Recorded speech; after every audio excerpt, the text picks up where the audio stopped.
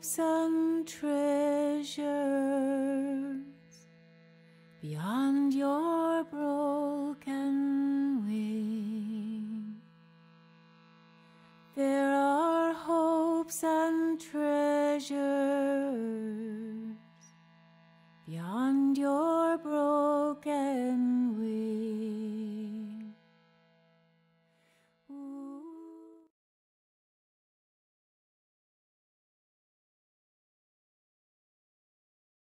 Hi, my name is Deb Maybury, and I'm the host of Reveal, Connect, and Heal.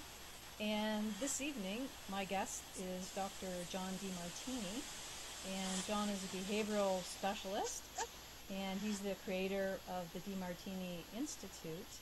And John basically travels the world doing what he loves, which is teaching, speaking, researching, and writing. So welcome, John. Thank you for having me. I really appreciate you taking the time and doing this interview tonight. And I was kind of kicking myself because you were in Toronto just last week, and I missed an opportunity to attend one of your events.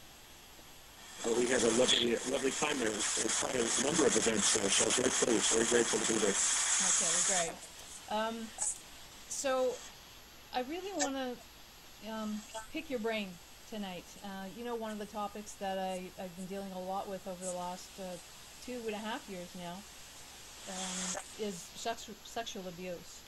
So some of the answers that you give tonight, if you can sort of direct it in that area, that would be wonderful, or just with trauma in particular. Right. So one of the things for myself, I don't know where it came from, but from a young age I always felt that it wasn't what happened to me that mattered. It was sort of like how I would deal with that. But how do you sell that to somebody who has been violated for years, who has nightmares all the time, and actually has physical damage in their body because of what somebody has done to them? Well, what I'm about to say is probably going to be shocking for some people who may be watching or listening, but after working with thousands of people in post-traumatic events, and some of them of a sexual nature, I'm certain that today, inside the human mind, when there is a tragedy, a trauma, turmoil, a terrible or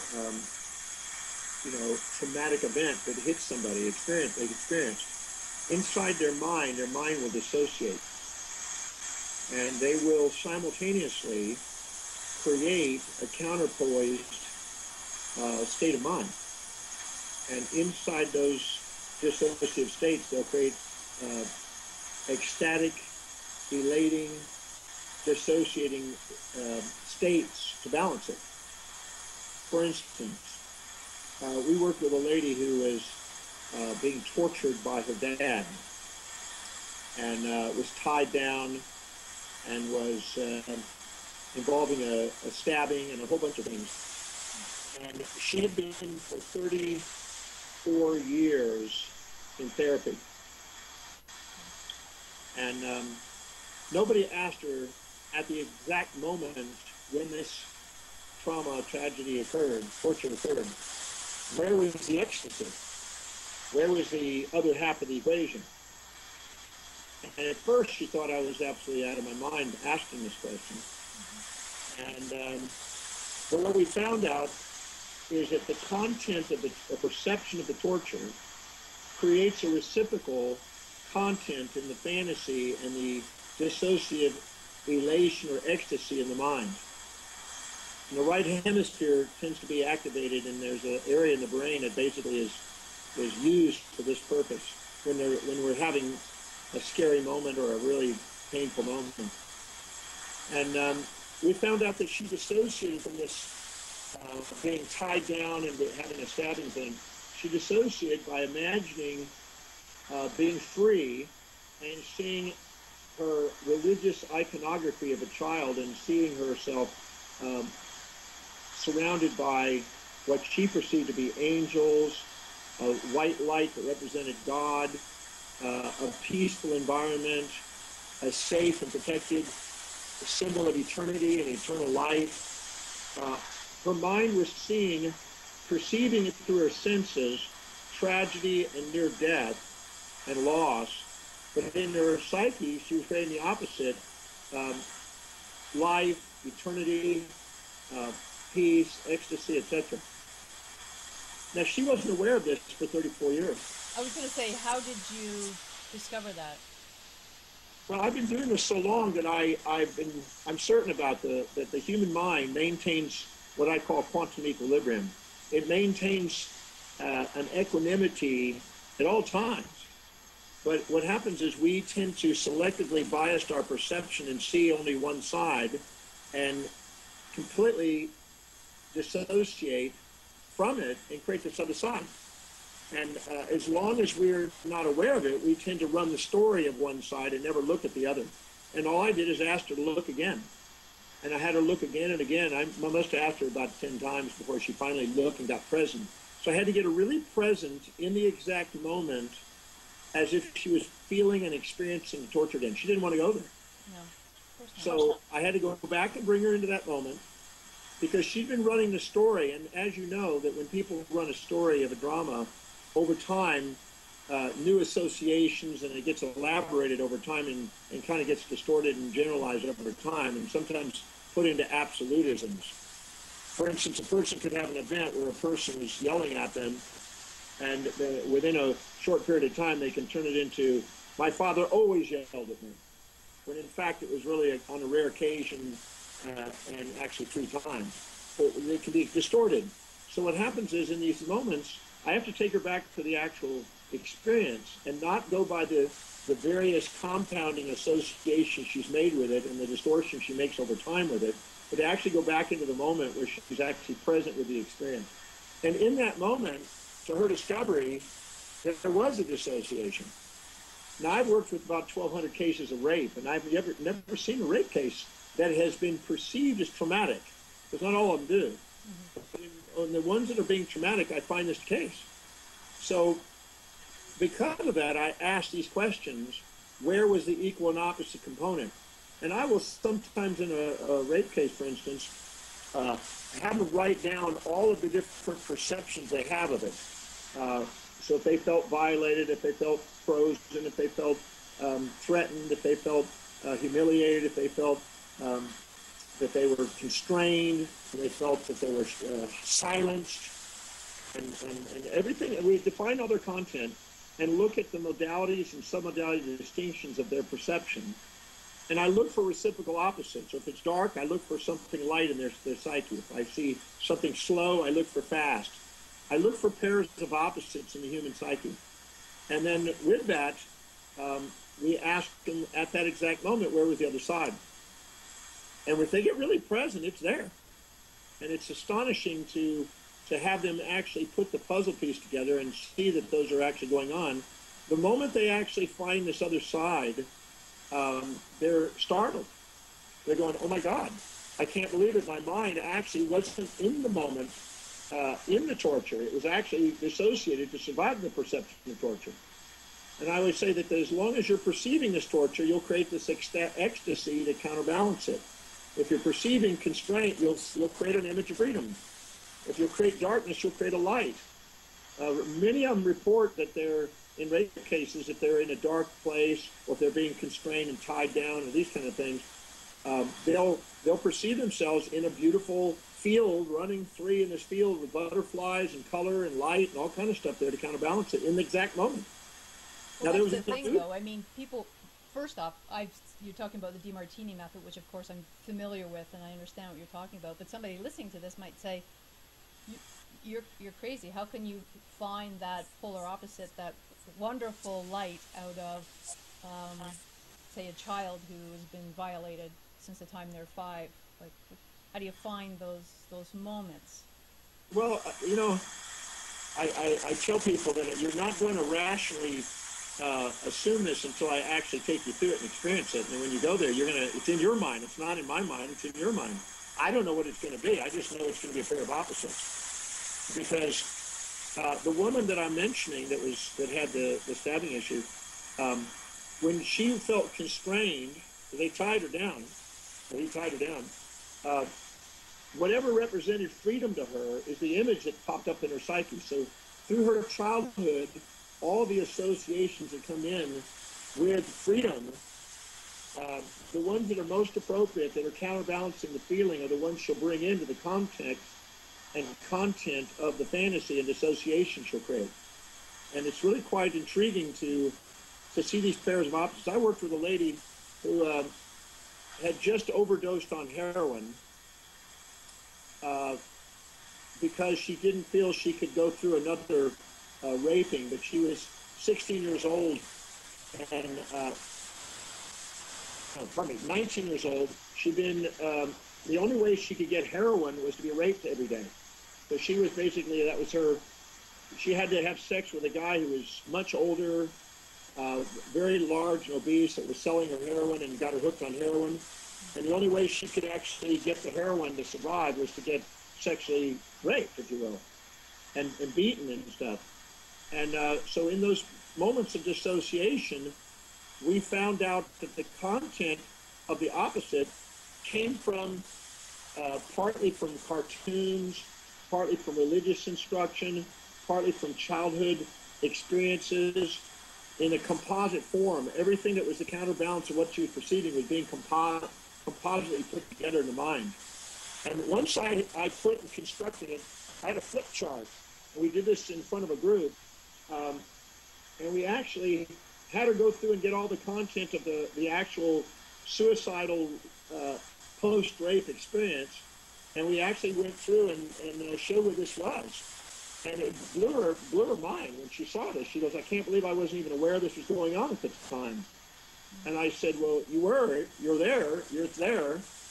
And once I took it and kind of swished them together and collapsed them together, the perception of the trauma and the tragedy just changed, because I put the pairs of opposites together in the mind. And so instead of her perceiving only one half of the equation, it's like a magnet. If you see a negative part of a magnet and there's a positive part, but you don't see the positive part, you're assuming it's a negative event. And if you see the positive part, you think it's a positive event. But you see both of them, you realize it's just a magnet. And it's neither positive nor negative, or neither pain or pleasure, neither good or evil. It just transcends it. And this is not being used in most therapy, primarily because most therapy is based on hedonic and utilitarian. It's for pleasure and happiness. You're trying to get a human in psychology to pleasure and happiness, which is actually part of the problem, in my opinion, in psychology. This hedonic mechanism is defying observation that we find in psychology. We have a thing called hedonic adaptation. The second we seek pleasure, the degree of pleasure from the same stimulus gets less and less and less and less. This is underlying some of the addictive behavior. And we also have desensitization from pain. Painful events, if we see it over and over and over again, it eventually gets less painful.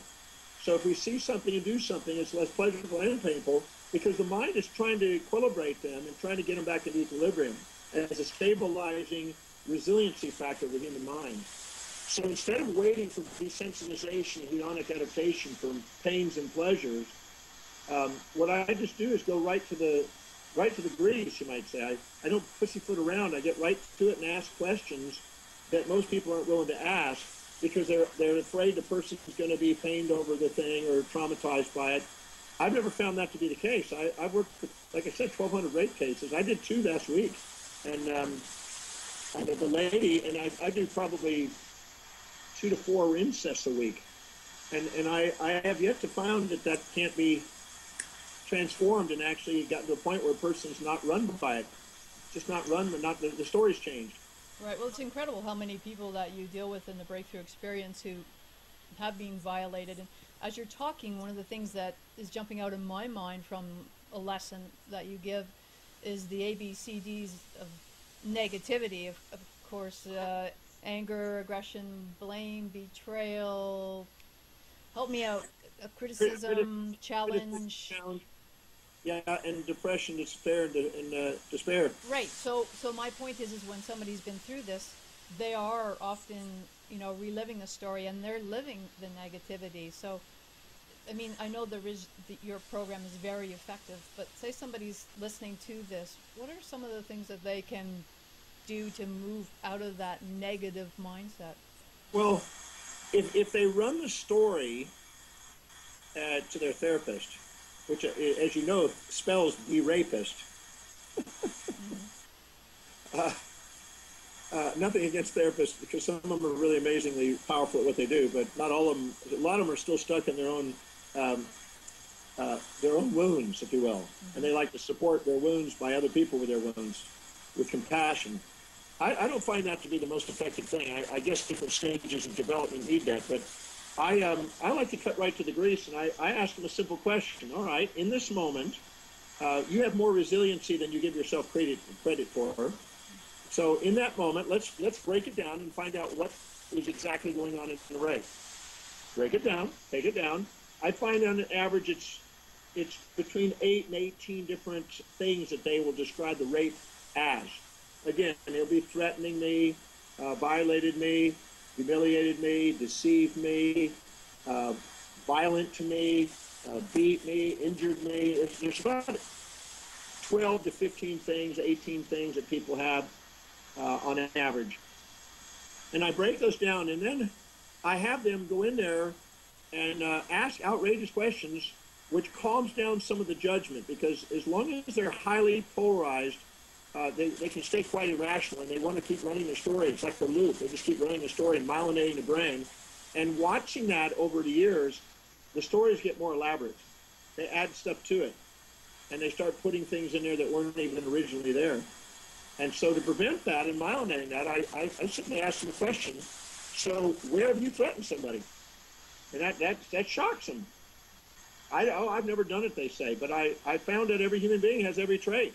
I've never found a person that didn't have a trait. I've taken about 250,000 people through my process, the Demartini method, and I've never seen a case where somebody could say, I point the finger at somebody else without pointing them back at themselves. So we've all threatened somebody, a sister, or brother, or an uncle, or cousin, or mother, or father, or people at school, or an employee, or somebody, a boyfriend, a girlfriend. So I go, where do you threaten? And where have you threatened? And I have them go through and identify where they've done the same action in some form. And I have them keep doing it until they actually register that they've done it quantitatively and qualitatively equal. And at first they always deny that. They always say, no way, no way, no way. But I've done this 250,000 times for 25 years now. 27 years I've been doing this. And I found that there's never a case that they can't own it if they keep looking. They just always stop at their comfort zone, don't want to go there. But what I do is I have them own the trait. And what this does is starts to calm some of the judgment and some of the trauma down, because they are less likely to judge and be traumatized by something that they also have done, because then they'd have to judge themselves. So I go in there and I do that and have them own all the traits. And I have yet to find one that couldn't own them. I mean, I've seen them kick a few times. It's interesting. I hear you, because you did the same thing with me, because I stopped you in the hall when I was at the prophecy experience in Houston. And I said, John, help me out here, because, I mean, I've never violated a child. But you break it up in such a way that you go, okay, well, maybe it wasn't, exactly the same thing, but it is still within that trait. That's trait. I'm looking for traits. See, we all have every trait, but we do it in a different form. And we judge people for their form, and we don't realize that we have our own form of doing it. So I go in and I have them own the traits. Once they own the traits, a good percentage of the judgment is already calming down, just maybe 10 to 30%. Then now they're able to work a little bit more rationally, because they're very irrational sometimes, particularly if it's very fresh, if it just happened that day. When I do ones that have just occurred and they're still shaking, they've been shot at and they've been raped or whatever, they're really shaking, they're still in shock. I've actually taken them right out of the shock and calmed them down and put them right into function again. And so in that moment, once we own those traits, I then go in there and identify what's the benefit. Nobody ever asks them that. And they're just like, I can't believe they don't ask them that question, because it's never what happens to it, it's what you decide to do with it and how you perceive it. So I ask them, because William James said, that the father of modern psychology said, it's not what happens to it, it's our perception of it. It's never, so we got to own the perception, because two people will look at it differently, and it's their perception. So then I go, And I've asked people, as strange as this may be, and it may sound really kind of odd, but I've asked if there was if George Clooney was doing that activity, would it be as bad? And they go, oh well, no. If it was him, it wouldn't be perceived the same. So I kind of lighten it up by that. Yeah, but you know, you got to be careful on that one, because I mean, we can laugh about that, but I mean, that's not the same thing as, you know, your father violating you for 15 years, right? No. But I've got the, you know, I've got probably the most difficult case. I don't know if I think I've showed it to you. The woman that was raped by her father for many, many years, and he finally went to prison for 58 years and died in prison. I don't know if I've shown you this story. I think you talked to me about it. Yeah, go ahead and share. Well, she was raped by 7 people in her life. Her father was the first one. She was kept enclosed in a basement of a thing for many, many years, held by her dad. He wasn't allowed to leave. And one day she got out, and she got raped by other guys the day she got out of the house. I mean, it's a very amazing story. It was one of the biggest cases in Ireland. And today she's an empowered woman traveling the world and writing 3 books and empowering women around the world. So after we dissolved it all, we cleared it all. Now you couldn't get her to even perceive trauma. But we first go in there and own the traits. The second thing is we go in there and ask the benefits. And they never ask that. And their therapists never ask that. They just assume it's evil, terrible, wrong, evil, terrible, bad, you know. And so that just traumatizes them further because now they're caught. So I just tell them, what's the benefit side? And to their surprise, with some asking questions to help them, they find them. I mean, I'm amazed at what they can find. And as they do, they're already calming down the trauma, because it's not what happened. It's how they chose to see it. And if they see the other side to it, they're already starting to calm down the trauma. Well, it's a reaction of the people around you as well. But what I've found, and I have actually started to apply that in facilitating and tried to find what the benefits would be. You know, and that's a tough one to ask. You want to build some rapport before you get into that area, but I don't have did that with myself. I just go right to the jugular and do it, because they thank me. You know, it's over with. When I'm done, they thank me. So I don't pussyfoot around. I know you don't. Because I've been doing this so long. You know, if you do this 27 years and you've taken as many cases, you just get in there and get the job done. You don't sit there and pussyfoot around and share. A lot of people who are wounded specialize in the wounds they have, and because they're still wounded and they haven't cleared their own, they sympathize and compassionately sympathize with these people and keep them stuck with them. And then they run this story instead of getting over it. Both of them get over it.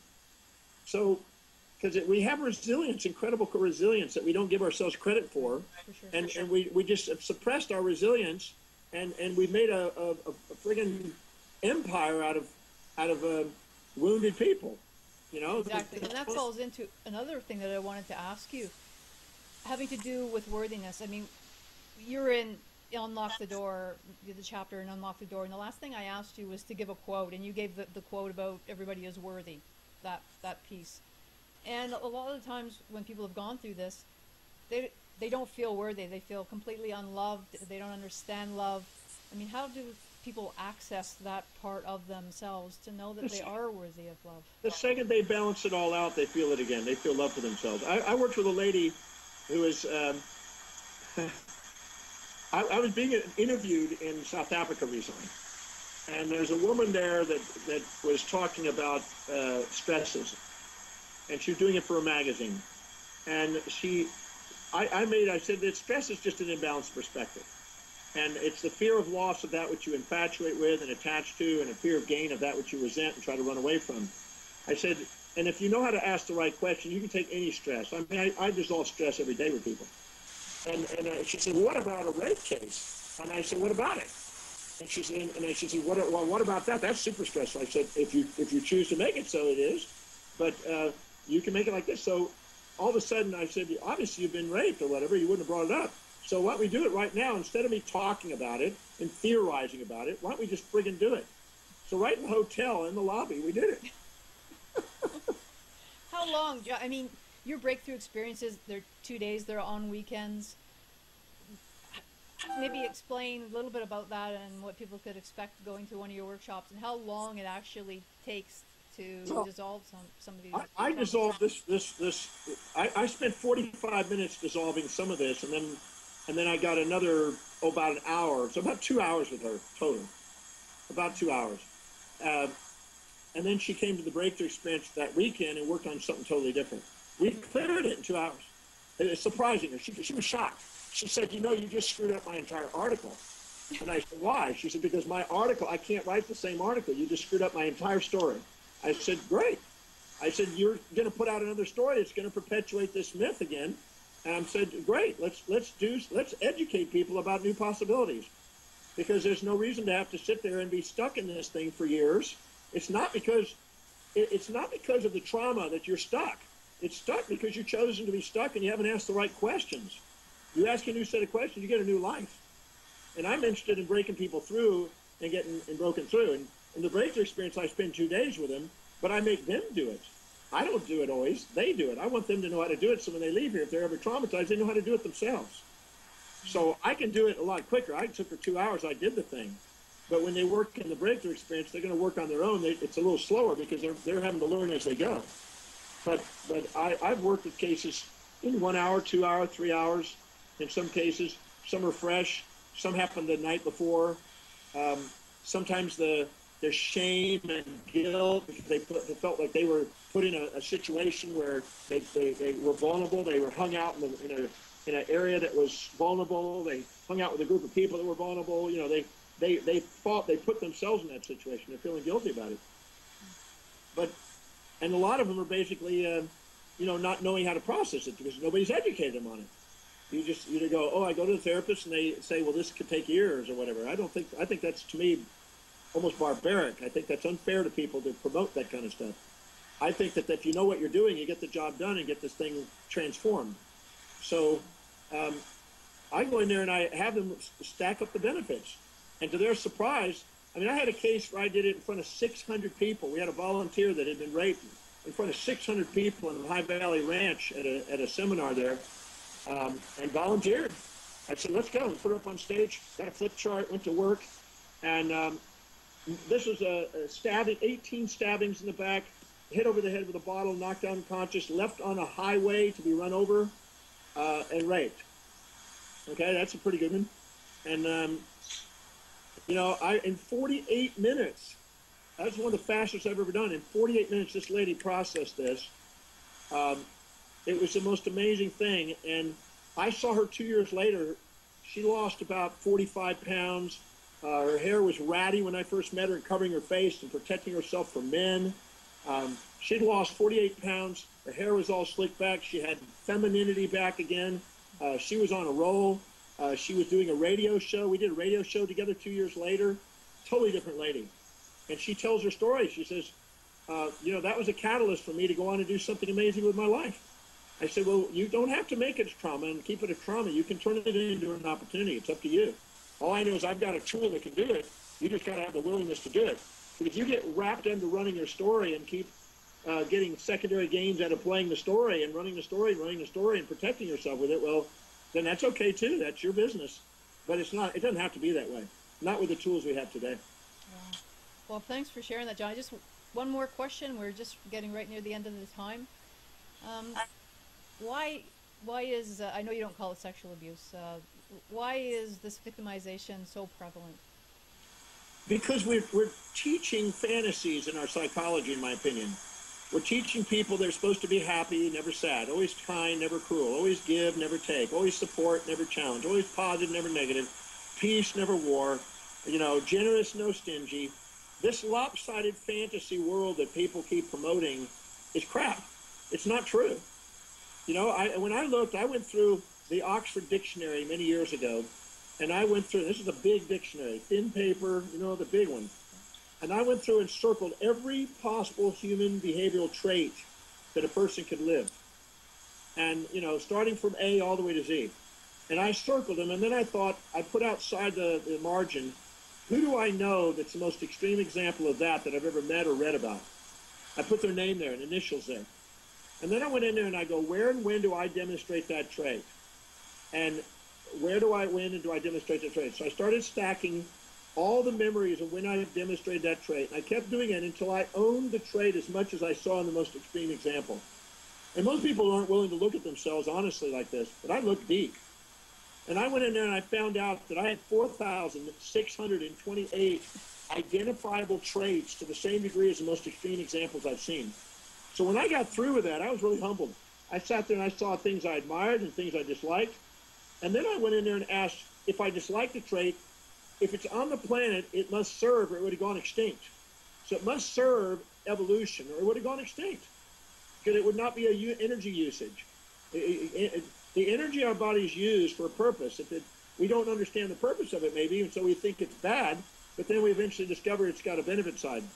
So I went in there and I found out what were the benefits of me demonstrating those traits. How did it serve people? How did it serve me? So I went in there and owned 4,628 traits. I was honest and dishonest and kind and cruel and giving and taking and positive and negative and supportive and challenging and integral and deceitful. I have done every one of those things in my life. You know, I don't hide it. I'm not trying to get rid of half of myself to love myself. I'm not trying to be a one-sided person and then living in this fantasy world that, black and white and trying to get rid of half of me and only be one-sided. That's a bipolar condition that results in that. So I basically, I owned all the traits. And when I did, I went, my God, I have everything. No matter what anybody says about me, it's true in some form or fashion. That was a breakthrough for me. That's when I started asking questions about other people and started putting people through some of these exercises. And to their surprise, they had them too. When you do 250,000 people this way, and I have 3,000 facilitators around the world doing this, so there's now way more than 250,000 people doing this, or involved in this. It's there. So when I own those traits, I realized they serve the purpose. My job is to find out what the purpose was and how they could be used and how they benefited me. Just like I take the ABCDs of negativity, I discovered that everybody's wanting to get rid of and pop rubber bands and get rid of those things and cancel that crap. I found that every one of those traits served me because I have found out that every time I ever had those things, I had an unrealistic expectation. I expected somebody to live in my values, or I expected myself to live in other people's values, or I had this imbalanced fantasy about how life is supposed to be every time I had those. And once I put realistic expectations in place and got balanced, they disappeared. The ABCDs of negativity didn't need to be there. So I realized that they were there as a gift to me to let me know that I'm setting unrealistic expectations on the universe or on people or on myself or on objects. And once I got balanced on that and set realistic expectations, I didn't find myself having these highly polarized states. I didn't get all manic and elated, and I didn't get all angered and depressed. I stabilized myself, and I had self-governance. And so I'm teaching people how to have self-governance and self-mastery, because your self-worth goes skyrocketing the moment you do, and you appreciate yourself, and you're not worried about what people think about you, because, a lot of people sit there and subordinate to the influence of other people, and they basically shroud and cloud their magnificence, and they don't appreciate themselves because they're comparing themselves to other people and expecting to live in other people's values. This is a sure way to depreciate yourself. I'm trying to help people look in the mirror and say, thank you, I love you. Thank you for being magnificent. I have something uniqueness I'm here to bring to the world. No matter what I've done or not done, I'm ultimately truly worthy of love. If I had the last 24 hours of my life, it'd be trivial. All my judgments is trivial. I ultimately here to love and appreciate life and myself and the people around me, and to learn to appreciate people. I say that that's the essence of our soul, even though it may transcend the existence of our senses. So I believe that that's what we're here for. I believe that I've been building a method on how to do that, and I feel I've created that, and I feel that it deserves to be in people's hands. What they do with it, it's up to them, but at least be exposed to it, so they don't have to sit there and carry and run stories for years and decades possibly over something that all they have to do is ask the right questions and clear it. But the quality of your life is based on the quality of the questions you ask. If you ask amazing questions, you're going to have an amazing life. Just got to know how to ask the right ones. Well, John, certainly a pleasure to speak with you again today. I don't want to be respectful of your time. I could just ask you another question and let you talk for another 2 hours. Thank you for sharing your perspective. I think it is so critical when people have gone through these types of experiences that they take on a different perception. And I think that we can bang our head against the wall with the same story and over again, and it doesn't serve us or anybody around us. So I really appreciate you. Can I share one more story? Can I share one more thing? Absolutely, please. I was asked when I was doing programs in Ireland, in Dublin, I met with Martin McAleese, and the president's husband from Ireland. I went to the White House there, their green White House, if you will. And we had a discussion about the issues that they were facing dealing with the conflict between Northern and Southern Ireland. And so they gave me an opportunity to go up and do a kind of a pilot study up in Belfast. So we drove from Dublin to Belfast and went up there and met with 60 people in a room. And so imagine this, I have 6 women in the room who have a few children left, but their sons or husbands were killed by opposition. And I had also the 6 killers in the room. So I have 6 killers and 6 people that had their family killed in a room. Okay, this is a good one. I'm sure it is. And I had a bunch of nuns, because the nuns are working with the women, some psychologists, people from the government, a representative from the White House, and some other people that I didn't even really get to know that well, all gathered around at this event. And they gave me a day to see what I could do to transform these people's lives. One of the ladies there was a kind of a poster child for being a victim. Had been all over the news, all over the television. Her story was famous, and she was making basically a living out of it, I think. And so anyway, I took her through the Demartini method. I took them all through it. They all had to do it, including the killers. They had to do it on themselves, and the other ones had to do it on the killers and on the event. And then I got to do my grief process. You see my grief process. It's mind-blowing. I mean, I've done that in I don't even know how many cases now. I do it every single weekend. It works every time. It's mind-blowing. And so I had them go through and first dissolve the anger of them killing their husbands and their children. And then I had one of the ladies, the final one, I had about the last hour and a half, I got to do the grief on the death of the husband up in front of the whole group. When she got through, and you've seen it in the breakthrough experience, so you know what I'm talking about. Yes, yes. When she got through, she was in tears, not out of sorrow, out of gratitude. Walked over to the guy that killed her husband and put her arm around that guy and hugged him in front of this entire room. There was not one dry eye in there, except one lady who was a psychologist, was afraid to lose her job because I just screwed up her whole psychology. Because she was basically promoting victims and keeping it active. Martin McAleese, the head of the president's husband, Mary, said, this victim mentality is stirring up our nation. We've got to transcend it. We need new models. This thing is keeping people active, and the next generation just going on and on and on in victimization. So anyway, I offered it to him. But boy, the politics that stirred up, that stirred up. Because if you go in there and you dissolve an issue and they're all of a sudden embracing each other, this woman hugged this man. They killed her husband and son. And it was a tear-jerking moment. And he was a pussycat, tattooed and everything. He was pussycat. She was, in that room, taught people how to love. Because the past is over now. Let's now go forward. And it was amazing watching this room, people transform. And they interviewed and kind of asked the ladies about their experience, and they just say, we're speechless.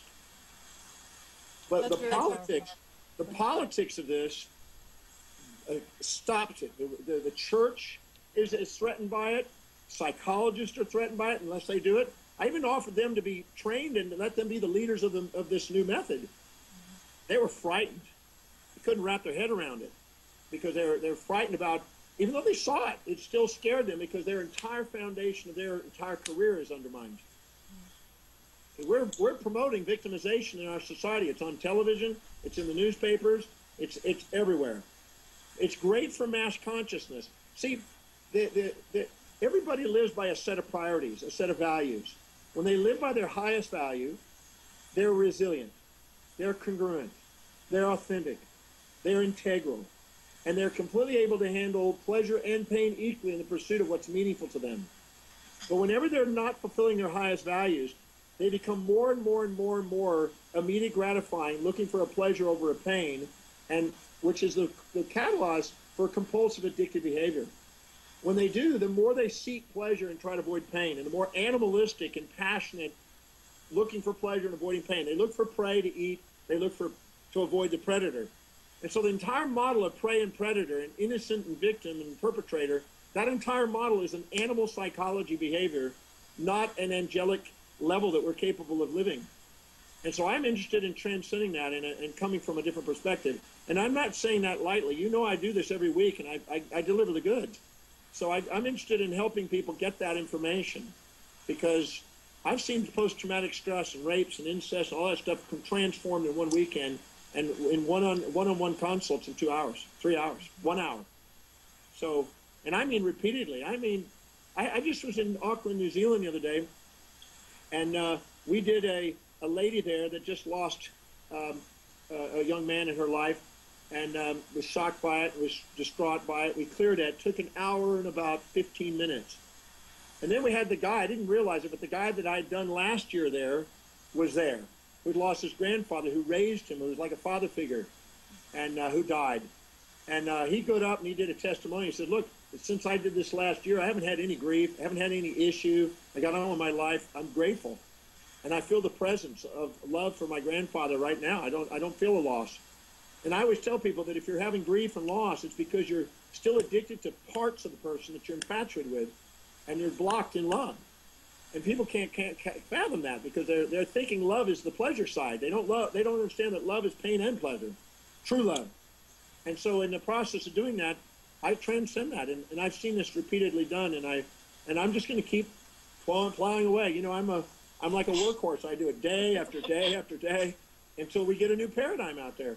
And slowly but surely, we're getting there. We're making progress. We got a grief counseling company now that's wanting to find out about it. We got one in New Zealand that's doing it.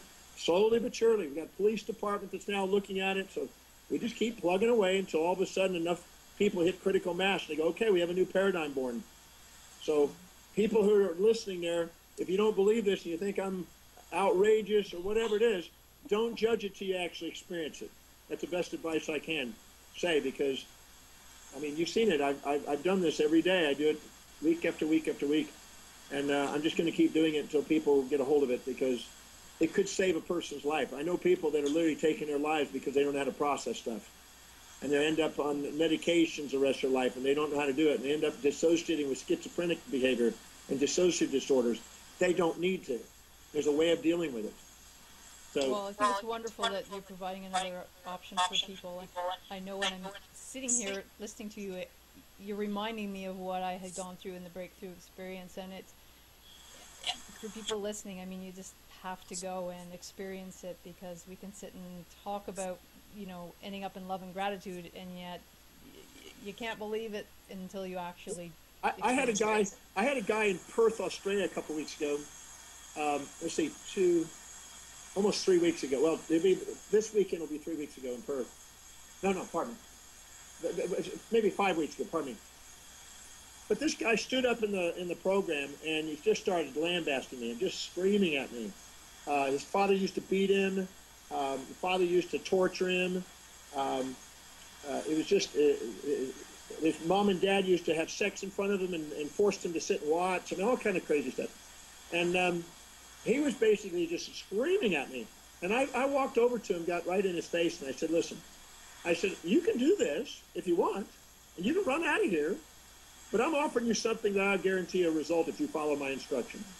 So you can rant and rave, because what you're doing is you've been running a story. You're 48 years old. You've been running a story since you're 12 years old. So this is 30, whatever it is, something years, almost. And you've been writing a story. If you want to do that, fine. That's fine. You can leave. You can yell at me all you want. It's not going to sway me, because I've been doing this too long and I know my business. And so you can stand up, you can fight with me, you can slap me. I've had a woman scrape her nails across my face before and bleed in my face. But I got her through it, and she broke through, and she's grateful after that. I had to deal with that a little bit, but I don't care. I want the result. And this guy he went back to work. He finished the next morning. He didn't finish Saturday night because he was slow. He was fighting it. But my facilitator went out there and worked with him till 10:30 in the morning. At 10:30 in the morning, the guy came in there and hugged me. Right in the middle of the room, right in the front of the class. He came up there and he just cried and bawled. I said, I was your father, wasn't I? He said, you were my father, and that's why I hated you. I was yelling at you. You were my father. I said, great. I did my job. And he said, no, I want to thank you for saying what you said and making me stay there and having that facilitator get me through this thing. I cannot tell you how much I love my father right now. I just want to hug you. And I had another guy who was 42 years of not seeing his father, who had used to hit him with baseball bats. 42 years, he went to the break. 3 days afterwards, he went to see his father and embraced his father and told him he loved him. His father died 3 days after that. And he told me, he says, I cannot tell you how much it's a relief to know I got to share my love to him before he died. And I had a guy in L.A. who was, his father used to beat him. He used to hide under a bunk bed, hit him with a baseball bat, and forced him to be his mother because his mother died. And so the father made him the mother and had to cook and clean and do everything when he was starting at age 4. And used to beat him if he didn't do what he was told. And they used to have sex in front of him also, same thing. This kid was shut down, almost catatonic. I mean, he was probably, I say kid, he's 30s. I mean, he was just shut down. He still was a child in his 30s. And I asked him, I said, so what's the benefit? This guy was not going to go there. He was blank, no benefit, no benefit, no benefit. I mean, we worked and worked and worked. This guy was not going there. He was so bitter, so angry. He would stab his father if he saw him. We finally got him on Sunday, on the second day of Breakthrough. And what got him was, I asked him, what does he do for a living today? He said, I create visual animations for Disney. And I said, and where did you learn to do animation?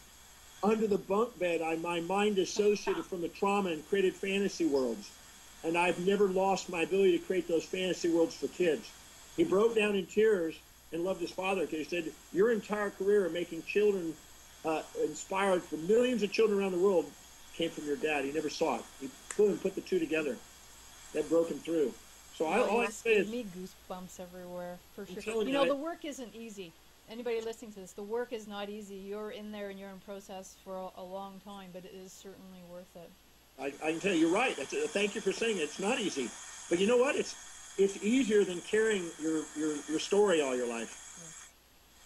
Yes. A few hours of having to deal with me is nothing compared to carrying that torturous life for God knows how many decades, some cases.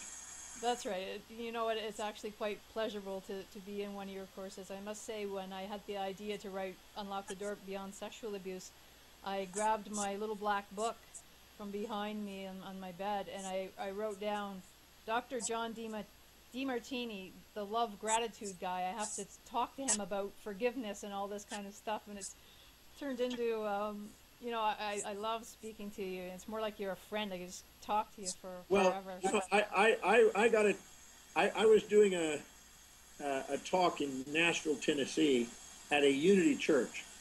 And the minister was speaking and doing a sermon for 20 minutes before I was the guest speaker that night. And she said how important forgiveness was. And I got up and did a 2-hour dissertation on the illusion of forgiveness. You would. And I'm telling you, she was receptive. She was like a savvy lady. And she came to the Breakthrough Experience that weekend. That was a Wednesday night, and I was in Nashville all the way through the weekend. She was there, and she brought her mother there. Now, her husband was an alcoholic, a womanizer, right? You know, he's always messing around, and did some drugs, did alcohol, but got her pregnant. So she had an out-of-wedlock pregnancy, and but her mother was a minister and kind of a holier-than-thou woman. So, and a founder of the whole religious group, which is interesting. So they both come to the Breakthrough Experience and do the guy that's the ex-husband, because he left him. And they both hated the guy. You know, he was a loser, a drunk. They had to fight him to get the kid, and it was just an amazing thing. When they got through, they both loved him, and they both appreciate him. because when they saw the gifts that had come out of that, and all the lessons and all the sermons and all the benefits that came out of it, they were grateful. And afterwards, the elderly woman who was in her 80s came up to me and she says, I've been teaching at this Unity Village for many, many years, and I've been teaching forgiveness because I haven't seen anything other than that. She says, but right now, I realize that all these years that I thought I'd forgiven somebody, right now, there's nothing there to forgive. I'm actually grateful. And I said, now we've got to the truth. Because forgiveness is a form of self-righteousness, projecting your values onto somebody else and expecting them to live in your values. It's an assumption that that person caused you a pain or a loss or a negative without a positive and a gain and a pleasure. And it's an assumption that there's not, that if it had not happened, life would have been somehow fantasy better. And it's a whole bunch of assumptions that aren't true. And when I actually get through the method, there's nothing there except thank you. I always say no therapy is ever complete until you can say thank you, I love you. Wow. Well, on that note, anything less than that is incomplete. Forgiveness is such a huge factor in this I know, area. I don't even like the word. I understand the concept of it, but to me, it's when you can come to a place where you actually accept what happened and then see various sides of it. Because acceptance still assumes there was something to accept. I go all the way to say thank you.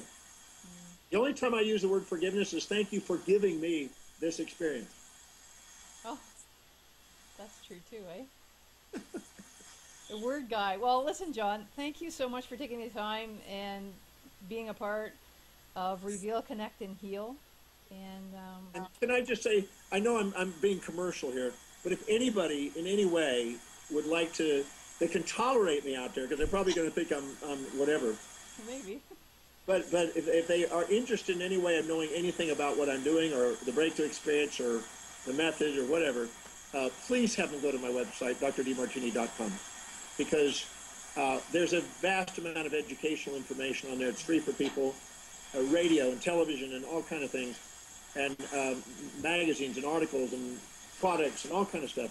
And just, they might have somebody that might be having problems getting through stuff, and coming to the breakthrough experience just might save their life.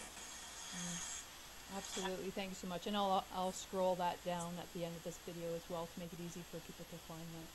Thank you. Thank you so much. I really appreciate your time once again. And you Thank take you. care. And I've since I didn't see you in Toronto this time, I'm definitely going to find out when you're here again and see you live. Or maybe I'll go to maybe Australia. You're in Australia a lot. It's on my bucket list. Yeah. Maybe I'll come and see you there sometime. I'm going to be in Calgary in a couple of weeks. I'm here in Houston for the next 2 weeks, and then I go to Calgary. Then I'll be in Denver, Dallas, and then I'm off to Tokyo, and then back to Africa and Australia. Wow, you sure get around a lot. That's wonderful. I move around. I'm nomadic. I'm a homeless guy. Still. Still homeless. Okay, well, again, thanks so much, John. And Thank enjoy you. your fashion show this tonight with your daughter. Yeah, well, she's getting to be an amazing fashion designer, so she was looking for an investor, and I definitely invested in what she's doing. She's doing amazing stuff. That's wonderful. Okay, you take care. Thank you so much. Okay, thank you so much. Okay, bye-bye. Bye.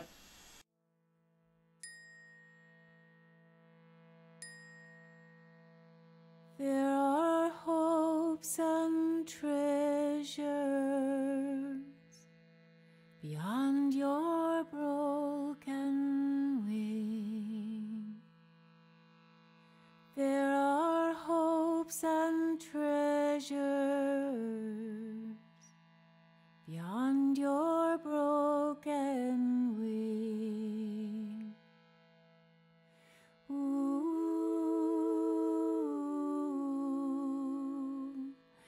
Beyond your